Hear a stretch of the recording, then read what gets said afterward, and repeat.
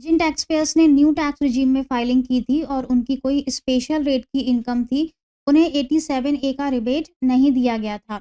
लेकिन अब डिपार्टमेंट ने इसे अलाउ कर दिया और इसी की वजह से आईटीआर को रिवाइज़ करने की डेट को भी एक्सटेंड किया गया है। 31 दिसंबर जो कि आईटीआर रिवाइज़ करने की लास्ट डेट थी, इसे बढ़ाकर अब 15 जनवरी कर दिया गया है। आप सभी लोग अपने आईटीआर को रिवाइज कर सकते हैं अगर आपने न्यू टैक्स रिजीम में फाइलिंग की थी और 87 ए का रिबेट आपको नहीं मिला था। इसके लिए डिपार्टमेंट ने इनकम टैक्स की साइट पर एडवाइजरी भी जारी कर दी है। यहाँ पर क्लियरली लिखा हुआ है एक्सेल यूटिलिटीज अवेलेबल हो गई हैं आईटीआर फॉर्म 2 और आईटीआर फॉर्म 3 के लिए, जिसमें कि आप रिवाइज कर सकते हैं और अपना रिफंड इशू करवा सकते हैं। लेकिन ऑनलाइन फॉर्मेट में अभी ये अवेलेबल नहीं है। आपको एक्सेल यूटिलिटी डाउनलोड करके उसी में अपने आईटीआर को रिवाइज़ करना हो। किस तरह से ये यूटिलिटीज़ डाउनलोड होगी और किस तरह से आपको आईटीआर को रिवाइज़ करना है, वो भी हम आगे वीडियो में देखेंगे। सबसे पहले ये जान लेते हैं कि ये कौन-सी आईटीआर रिवाइज़ करने की बात हो रही है और यहाँ पर क्या केस था जिसकी वजह से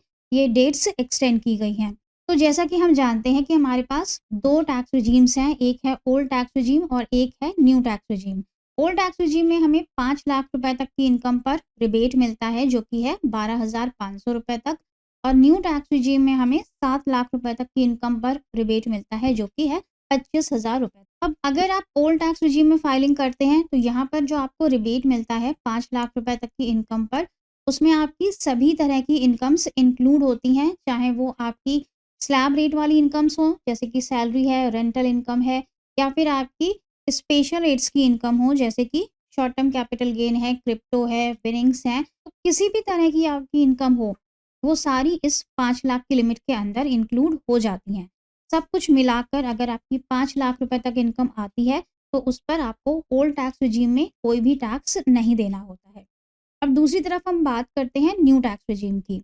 तो न्यू टैक्स रिजीम में भी यही सिस्टम बनाया गया था कि किसी भी तरह की आपकी इनकम है, चाहे वो शॉर्ट टर्म है, लॉन्ग टर्म है, या लॉटरी विनिंग है, या आपकी स्लैब रेट्स वाली इनकम है, अगर वो 7 लाख रुपए के अंदर तक आएंगी तो आपको कोई भी टैक्स नहीं देना होगा।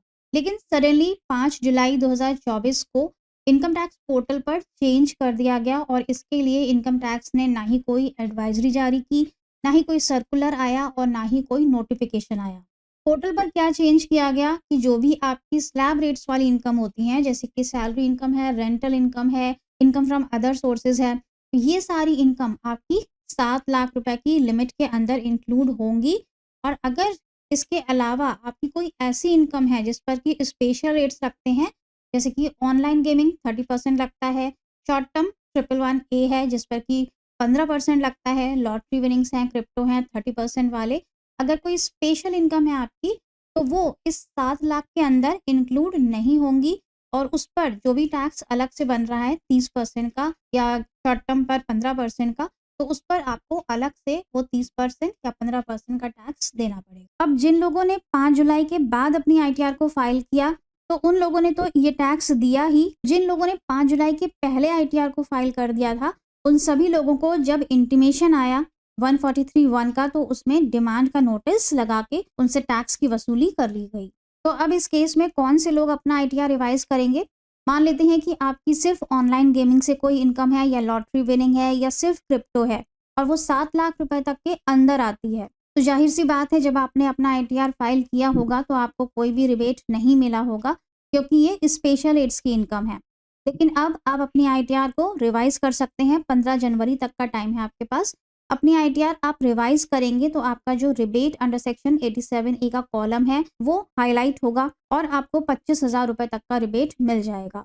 इसी तरह से जिन लोगों ने शॉर्ट टर्म कैपिटल गेन पर एडिशनल टैक्स दिया है लेकिन उनकी इनकम 7 लाख रुपए के अंदर आ रही है, वो लोग भी अपना आईटीआर रिवाइज करके शॉर्ट टर्म गेन पर जो भी उन्होंने टैक्स पे किया है उसको एज अ रिफंड क्लेम कर सकते हैं। अब ये आपको करना कैसे होगा, चलिए देखते हैं। चलते हैं इनकम टैक्स पोर्टल पर। हम चलते हैं डाउनलोड सेक्शन में।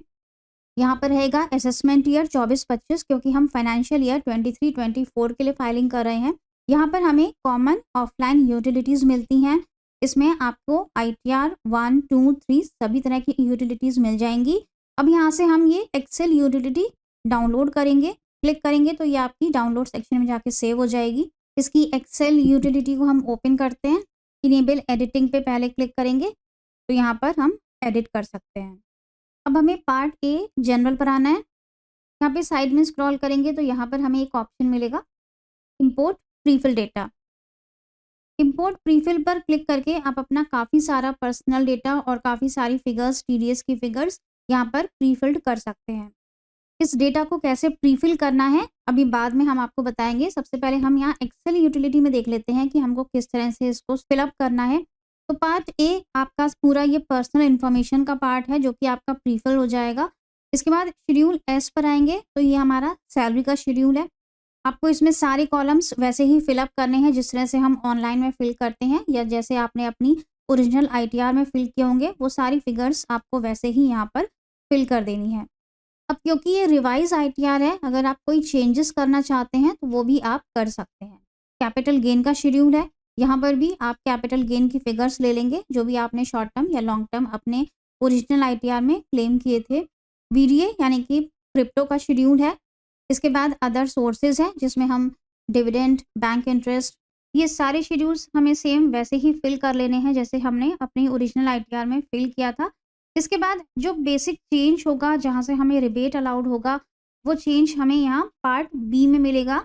यहाँ पर हमारी सारी टोटल इनकम्स हमारे शेड्यूल से ऑटो रिफ्लेक्ट होंगी और इसी में हम नीचे पार्ट बी में आएंगे। पार्ट बी है टीटीआई का। यहाँ पर हमारे सारे टैक्सेस के अमाउंट रिफ्लेक्ट होते हैं। यहाँ पर हमें मिलेगा रिबेट अंडर सेक्शन 87A। इस वाले कॉलम में अब यहाँ पर एडिट का ऑप्शन आ गया है।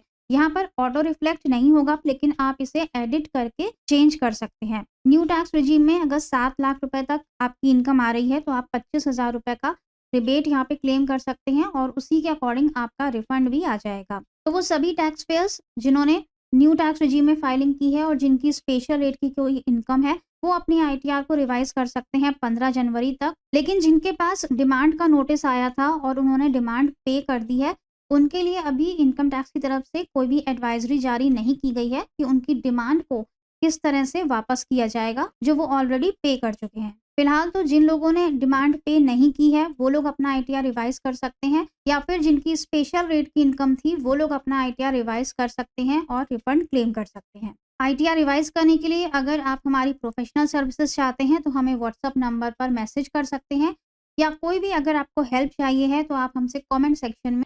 आइए अब देख लेते हैं कि प्रीफिल डेटा को कैसे डाउनलोड करना है। तो इसके लिए इनकम टैक्स की वेबसाइट पर आ जाएंगे। यहाँ पर सबसे पहले अपने अकाउंट में लॉगिन करेंगे, यहाँ से लॉगिन कर देंगे। यूज़र आईडी में अपना पैन नंबर और पासवर्ड देकर हम कंटिन्यू करेंगे तो सीधे डैशबोर्ड पर आ जाएंगे।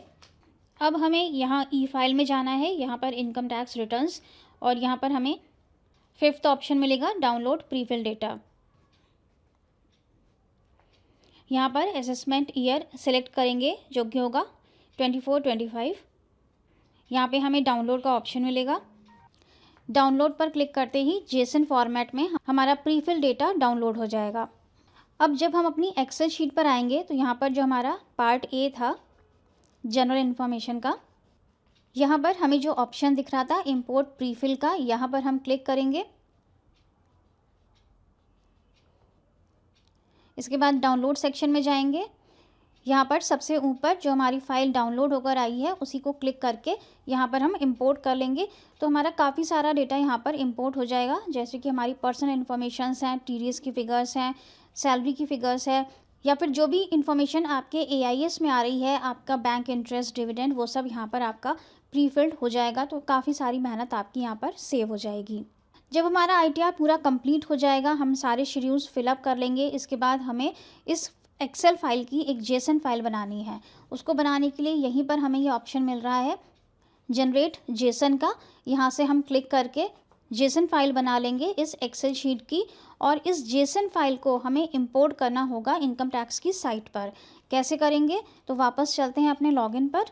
यहाँ ई फाइल में जाएंगे, income tax returns, file income tax returns, assessment year select करेंगे 24-25। अब हम यहाँ पर ऑनलाइन मोड सेलेक्ट नहीं करेंगे, यहाँ पे लेंगे ऑफलाइन मोड। यहाँ पर फाइलिंग टाइप में हम कौन सी आईटीआर फाइल कर रहे हैं, बिलेटेड या रिवाइज्ड। अगर हम रिवाइज्ड कर रहे हैं तो रिवाइज्ड लेंगे, यहाँ पे नो कर देंगे। यहाँ पे ITR का टाइप सेलेक्ट करना है, ITR 2 ले रहे हैं तो ITR 2 कर देंगे। अब यहाँ पर हमें जेसन फाइल को अटैच करना है, तो जो भी हमने अपनी एक्सेल शीट की जेसन क्रिएट की है उसे यहाँ पर अटैच करेंगे डाउनलोड सेक्शन से और इसे प्रोसीड टू वेरिफिकेशन पर क्लिक कर देंगे। यहाँ पर फिर से हमें ई-वेरीफाई करना होगा आधार OTP से और हमारी फाइल सबमिट हो जाएगी। क्वेरी कर सकते हैं। तो आज के वीडियो में बस इतना ही। Thank you so much for watching this video. मिलेंगे नेक्स्ट वीडियो में। Till then stay safe and healthy. Bye bye.